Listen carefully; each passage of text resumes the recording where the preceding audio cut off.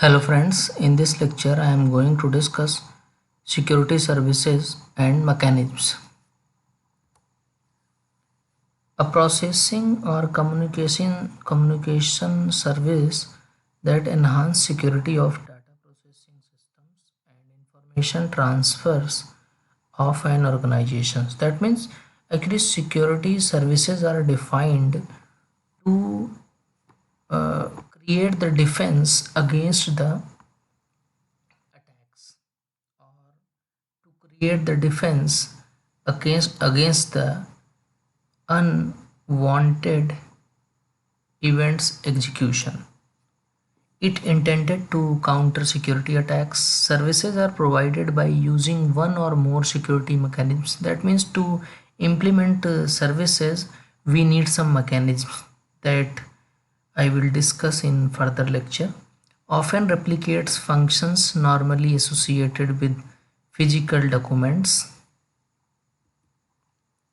Security services are defined according to X.800 and according to RFC 2828. According to X.800, a service provided by a protocol layer of communicating open systems which ensures adequate security of the system or of data transfers. According to RFC 2828, security service is defined as a processing or communication service provided by a system to give a specific kind of protection to system resources. Security services according to X.800. First is authentication.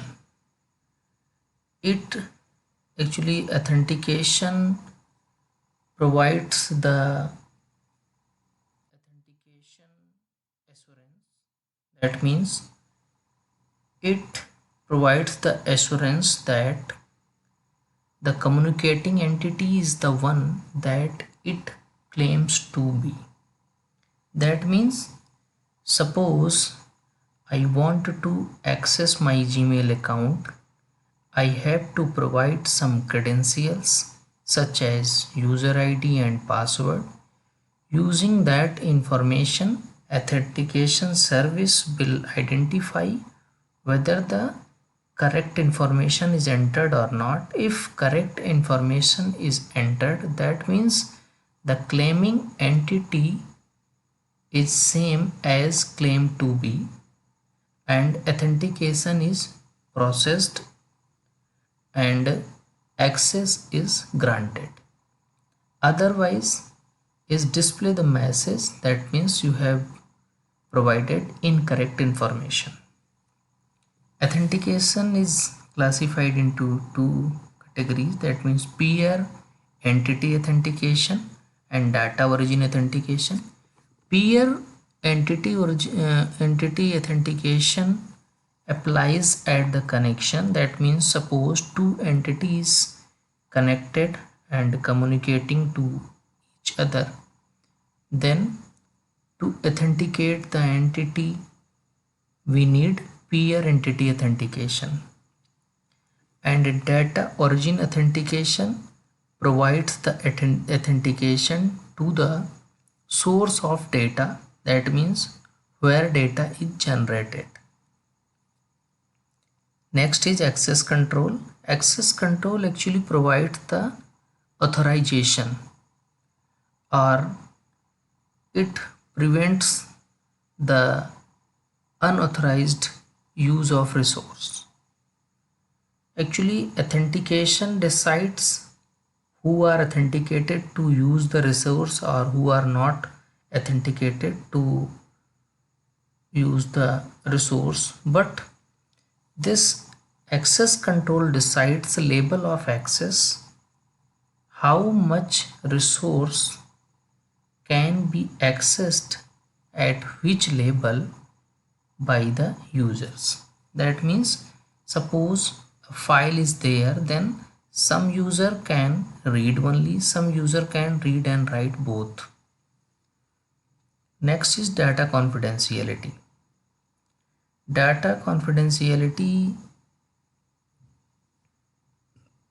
ensures the confidentiality of data between the sender and receiver, or you can say data confidentiality provide the protection to the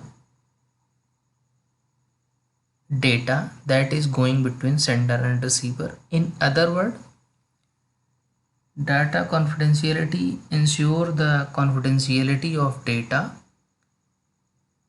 that is going between sender and receiver, or it ensures that data is known to only communicating parties. Suppose A and B are communicating to each other, then this data confidentiality ensures that the data is known to only A and B. Here four confidentialities there. Connection confidentiality means it provides the confidentiality of all user data on connection. Second, connectionless confidentiality. It provides the confidentiality of single user data block that is connectionless. Selective field confidentiality provides the confidentiality to the selected field of all user data on connection, or it provides the confidentiality to selected field of single user data block. Next is traffic flow confidentiality. Actually, traffic flow generates some information. That's why this confidentiality is needed. This confidentiality ensures the confidentiality of information generated by traffic flow. That means it may be some traffic pattern, you can say traffic pattern. Data integrity. Data integrity ensures that data is not modified after sending before receiving, or you can say the data received by receiver is as it is sent by sender, or in other word, data is not modified into the medium. There are some types of integrity. Connection integrity with recovery. That means this provides the protection of all user data on connection, and this also provides the detection of deletion or modification or replay of any data with recovery. That means you can recover the data if data is lost. In the second connection integrity without recovery, that means in this integrity, or it provides the protection to all user data on connection, and also you can detect modification or deletion or replay of any data without recovery. That means recovery option is not available in this type of integrity. Selected field connection integrity. This type of integrity provides the protection to selected field of all user data on connection. Connectionless integrity. This type of integrity provides the protection to single user data block that is connectionless. In the next, selective field connectionless integrity.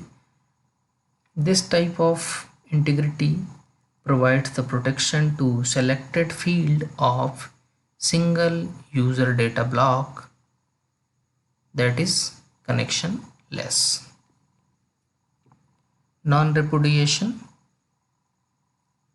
Source non-repudiation origin means sender cannot deny after sending the message. Non-repudiation destination means receiver cannot deny after receiving the message. Security mechanisms actually play an important role because to implement services we need the mechanism, and several mechanisms are needed to implement security services. To implement one service may sometimes single mechanism or more than one mechanism are needed to implement. Security mechanisms are used to detect, prevent, or recover from security attack. No single mechanism that we support all services required. That means more than one mechanism are needed, and there is no any mechanism is available that support all the services. That means to implement a single service, at least one mechanism is required. However, one particular element underlying many of security mechanisms used, that is cryptographic techniques.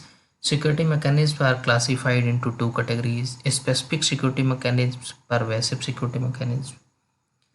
Specific security mechanisms are actually provided by security provided by protocol layer of open system interconnection, and pervasive security mechanisms are generic, that means that is not provided by a specific layer.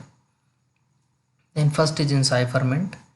In the encipherment or encryption, we use mathematical algorithm to transform data from readable to non-readable. Readable means you can understand or you get some information, and non-readable means it will not generate any meaningful data or meaningful information.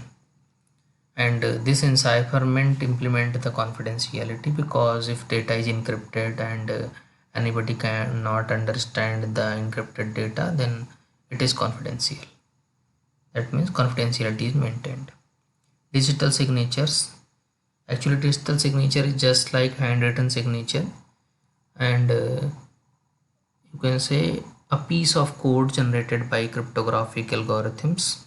That means hash function and encryption algorithm and private key is needed to generate digital signature, that is used to prove the source authentication and integrity.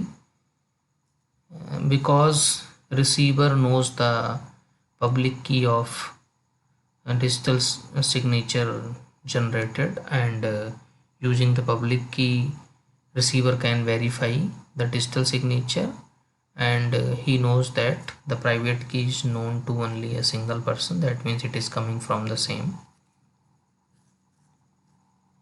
Access controls, a variety of mechanisms that enforce access rights to resources.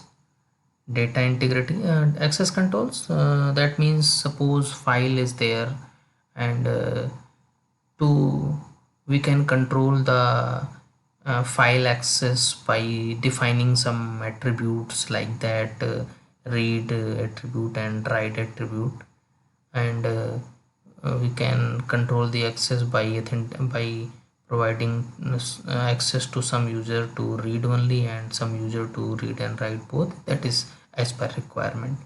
Data integrity, a variety of mechanisms used to ensure the integrity of data unit or stream of data units. That means suppose you want to check the integrity, then at data link layer CRC is used, cyclic redundancy check, and in the same way other data integrity mechanisms are there that can be used to check or to ensure the data integrity.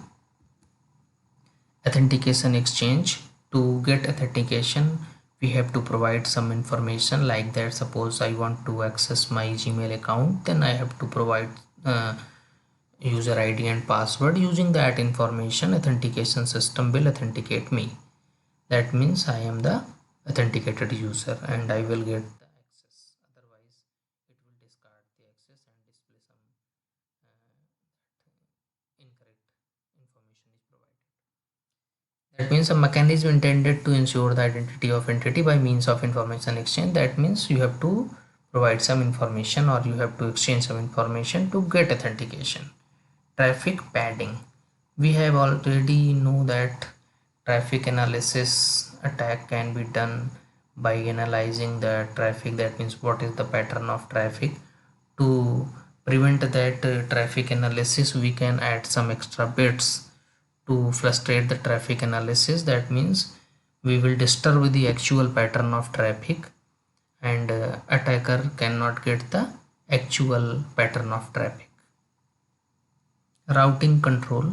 Routing controls it enables selection of particular physically secure routes for certain data and allows routing changes. That means suppose some information is coming from the some route, that means that route is not secure, then it is the responsibility of routing control to send the data through the secure path or to change immediately the path of other packets that are not gone through the unsecure path. Notarization. The use of trusted third party to assure certain properties of data exchange. That means third party is needed to generate the trust only. Pervasive security mechanism. Trusted functionality. That means the functionality should be trusted because that function may be the part of some process, and if functionality is trusted, then the function then the task output or process output will be uh, secure or trusted. Security labels must be defined. That means the making bound to resource that names or designates the security attributes of the resource. Through the security label, the user can rely on that resources. Event detection. That means detection of security related relevant event. That means suppose an event is happening on the system that may breach the some security, that means the detection of event should be possible or detection should be done. Then we can prevent some unauthorized happening or unexpected happening. Next, security audit trail. Data collected and potentially used to facilitate the security audit, which is independent review and examination of system record and activities. Actually, log file is already prepared in the system according to activity happened at the system.